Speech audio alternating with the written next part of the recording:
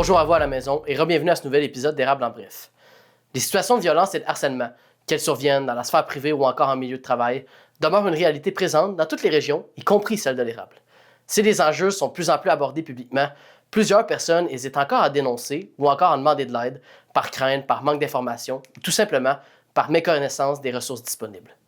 Dans ce contexte, les organismes communautaires jouent un rôle clé en matière de prévention, de sensibilisation et d'accompagnement. Pour mieux comprendre la situation dans la région, les défis observés sur le terrain et les actions mises en place, nous avons rencontré Daphné Dinel, chargée de projet au Calax Univertois. Bon épisode. Bonjour à vous à la maison et bienvenue à ce nouvel épisode d'Érable en bref. Aujourd'hui, j'ai le privilège de m'entretenir avec la chargée de projet du Calax Univertois Victoriaville, Daphné Dinel. Daphné, bonjour. Tout d'abord, merci beaucoup d'avoir accepté l'invitation, c'est réellement apprécié. Merci à toi de nous avoir invités. Ça me fait vraiment plaisir d'être ici avec toi. C'était une grande chance pour nous. Génial. On va commencer par les présentations. Nous, on s'est parlé un peu avant de débuter l'enregistrement. Mais pour ceux et celles à la maison qui te connaisseraient pas nécessairement, j'aimerais ça que tu te présentes un peu plus au niveau personnel, un peu ton parcours et tout.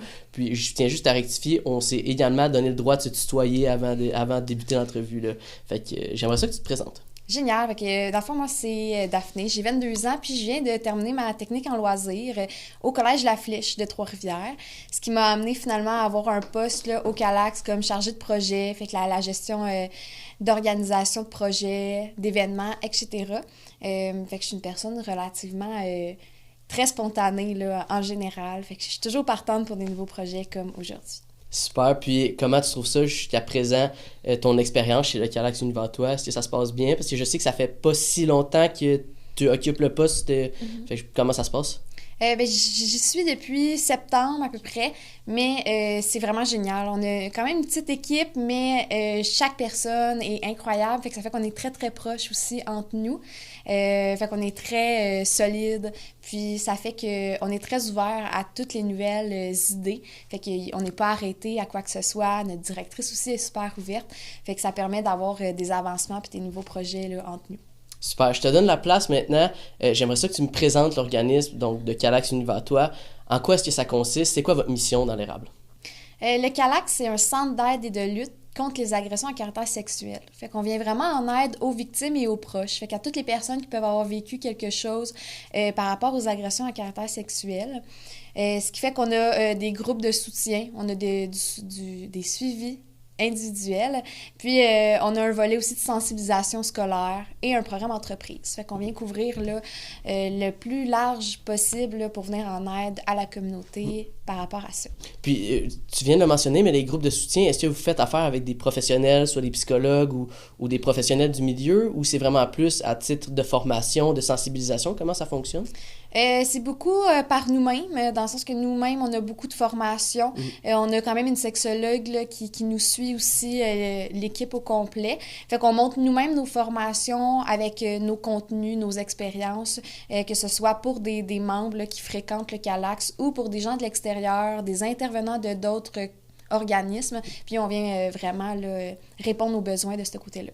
Puis qu'est-ce que ça prend comme formation? Comment est-ce que vous êtes formé pour pouvoir bien effectuer votre travail dans votre quotidien? On est toutes des personnes avec des études sociales, que ce soit en éducation spécialisée, en criminologie, ça va tourner vraiment là, dans ces coins-là. Super. En fait, la grande partie pourquoi on s'entretient ensemble aujourd'hui, c'est pour le volet entreprise. Donc, j'aimerais ça qu'on s'y attarde un peu plus. Vous présentez des programmes aux entreprises. De ce que j'ai lu, c'est que c'est les entreprises qui peuvent devenir un membre de l'organisme. Puis, une fois qu'ils sont membres à l'organisme, ils ont accès à des formations, à des programmes de sensibilisation. Donc, j'aimerais ça vous entendre un peu plus sur ces programmes de formation-là. En quoi est-ce qu'ils consistent? Est-ce que c'est vous qui se déplacez dans les entreprises? Comment ça fonctionne? Oui, notre programme entreprise, il sert vraiment, dans le fond, à venir soutenir les ressources humaines des entreprises. Fait que les entreprises deviennent membres corporatifs. Fait que c'est un prix annuel qui donne accès à une dizaine de formations sans tarifs supplémentaires. Puis on peut les donner autant de fois que l'entreprise le souhaite, que ce soit pour les cadres, pour les personnes ressources ou pour tout autre employé. Donc, la majorité du temps, on rencontre les entreprises, on présente notre programme, que ce soit des formations sur la loi 42, pour les personnes ressources, la gestion du stress et de l'anxiété, comment traiter avec la clientèle difficile ou aussi tout ce qui est sensibilisation là, par rapport aux agressions à caractère sexuel, harcèlement au travail. Pour quelqu'un à la maison qui connaît pas vraiment la loi 42, est-ce que tu peux m'expliquer un peu plus en détail en quoi est-ce que cette loi-là consiste? La loi 42, c'est une nouvelle loi qui est arrivée en 2025 qui vient encadrer vraiment le harcèlement au travail. Fait qu'ils viennent positionner les entreprises comme vraiment un acteur qui peut prendre action contre le harcèlement et la violence au travail. Fait que ça permet aux entreprises d'avoir des personnes ressources qui vont pouvoir mieux démystifier si la plainte doit être poursuivie, que ce soit au criminel ou à l'intérieur de l'entreprise, puis avoir des actions vraiment plus concrètes et même obligatoires pour aider les victimes dans les milieux de travail. Fait que ça rend vraiment l'entreprise dans l'obligation d'agir plutôt que d'oublier un peu le problème, finalement. Parce qu'en fait, avant, c'était clairement pas comme ça. La loi est arrivée, ça fait combien de temps environ? Est-ce que tu sais? Elle est arrivée dans les alentours d'octobre 2025. Okay. Fait que ça reste vraiment récent. Puis, on peut calculer, là, c'est environ 100 000 employeurs par année qui vont être touchés. Fait que 100 000 personnes à l'intérieur du travail qui vont vivre une agression ou du harcèlement. Fait que c'est pour ça que cette loi-là là, vient vraiment les aider, finalement, dans leur travail. Oui, exact. De ce que j'ai vu aussi, c'est qu'il y a une autre statistique qui est assez choc. C'est qu'une femme sur deux aurait vécu, en fait, du harcèlement ou de l'abus sexuel en milieu de travail. Selon vous, qu'est-ce que ces chiffres-là représentent? Ça représente vraiment beaucoup de personnes. Que ce soit les femmes, ça arrive aussi aux hommes. Puis on parle beaucoup aussi de la diversité sexuelle et de genre qui vont être encore plus touchés. Fait que c'est à ces moments-là qu'on réalise que ça touche beaucoup de gens, que ça peut arriver à tout le monde. C'est surtout ça. Puis que c'est grave finalement. Il faut vraiment réagir par rapport à ça parce que c'est pas normal que 50% des personnes vivent du harcèlement. Fait qu'on est là pour aider les entreprises, pour offrir un milieu plus sain, puis aider les personnes à se sentir mieux pour en parler aussi. Parce qu'on a l'impression que c'est beaucoup de monde, mais on n'a pas l'impression qu'il y a tant de personnes ça qui osent encore à ce jour dénoncer ce genre d'acte-là. Donc pourquoi, selon vous, est-ce que c'est encore tabou d'en parler? Malheureusement, on victimise encore plus les victimes. Fait qu'on a tendance à les blâmer, à justifier des agressions, les gestes qui ont été posés. Ce qui fait que c'est très dur pour les victimes d'en parler. Souvent, c'est mal reçu. On essaye de le cacher. Fait que c'est ce qui fait que l'agression à caractère sexuel, c'est le crime qui est le moins dénoncé au Québec. Puis généralement, les personnes qui vont vivre avec ça vont vivre très longtemps avec les conséquences avant d'être capable d'en parler. C'est souvent à ce moment-là qu'on parle des conséquences possibles d'une agression, ce qui vient généralement avec la culpabilité et la honte. Fait que ça fait vraiment que la personne va se renfermer sur soi-même là, en général parce qu'on va reposer la responsabilité sur la victime plutôt que sur l'agresseur ou l'agresseuse. J'imagine qu'avec les programmes de formation que vous offrez, vous devez aider certaines personnes à pouvoir justement s'ouvrir et en parler. Est-ce que vous êtes capable de mesurer l'impact que ces formations-là ont, en fait, dans les entreprises? Est-ce que vous êtes capable de quantifier ça? Comment ça se passe? Est-ce que vous êtes capable de mettre des mots sur ça? C'est encore difficile de quantifier avec un nombre exact, mais nous, on le voit vraiment. Les entreprises nous disent aussi que leurs employés se sentent plus sécurisés. Ils se sentent beaucoup plus à l'aise d'en parler ou de dénoncer quand quelque chose se passe. Ça rend les employés à l'intérieur de l'entreprise plus confiants envers l'employeur, finalement, de savoir qui est contre ces agissements-là. Puis on voit beaucoup...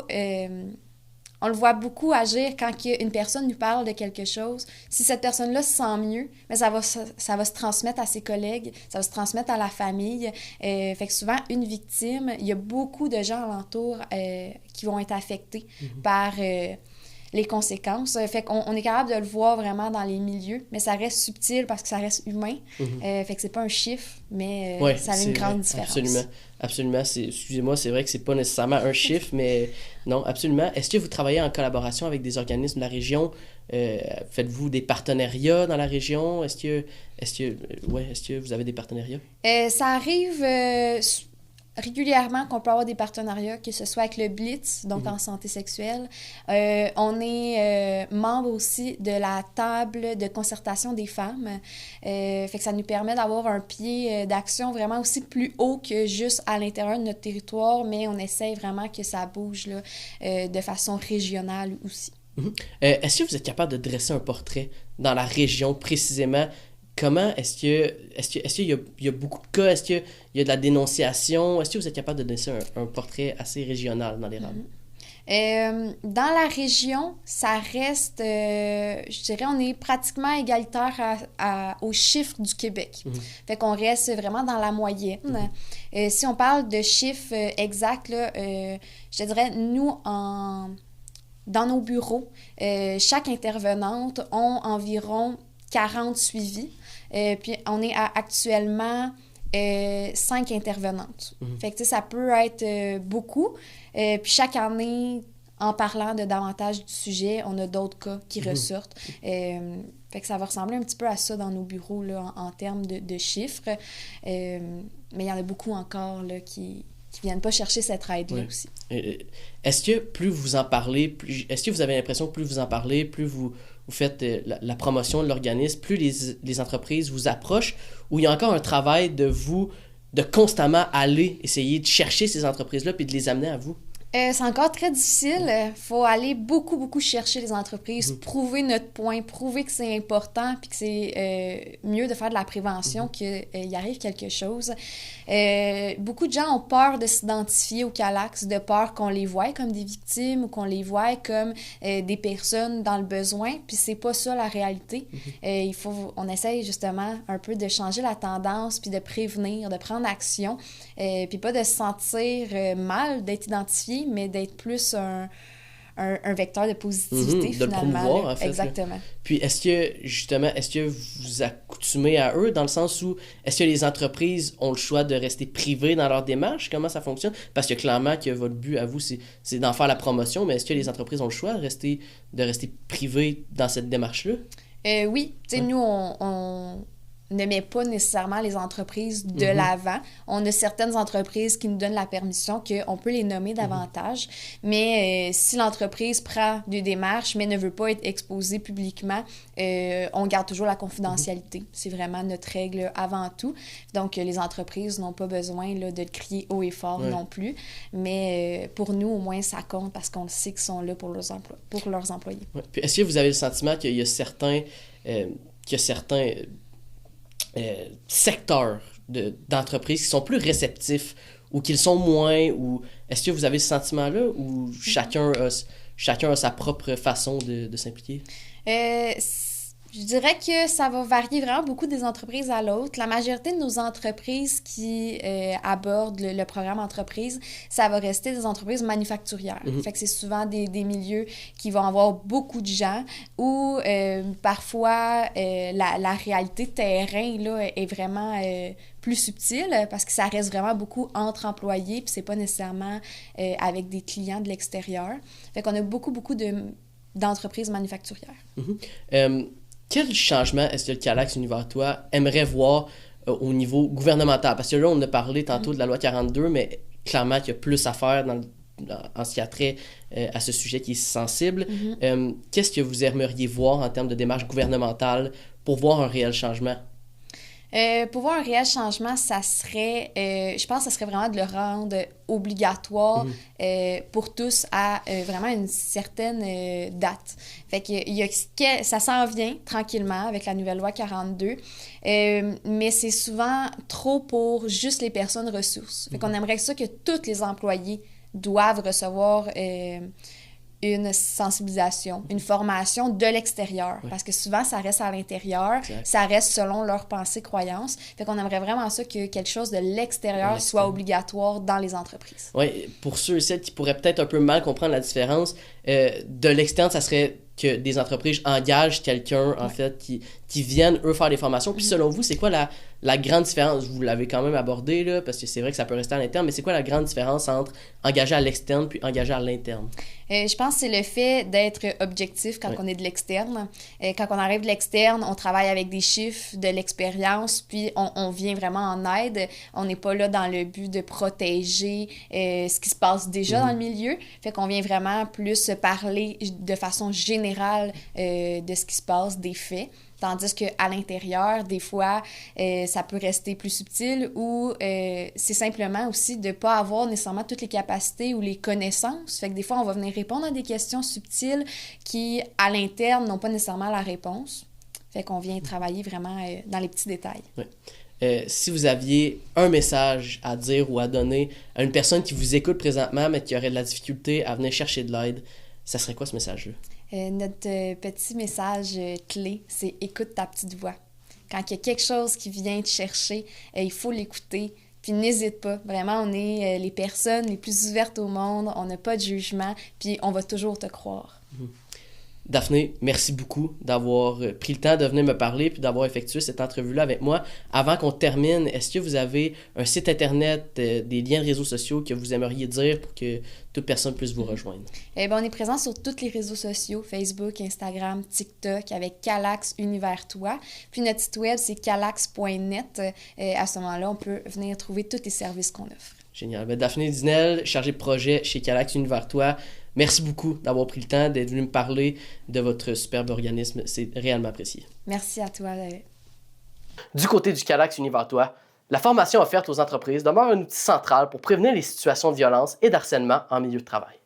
Ces formations permettent aux employeurs et aux équipes de mieux comprendre les enjeux, de reconnaître certaines situations et de savoir comment intervenir de façon adéquate.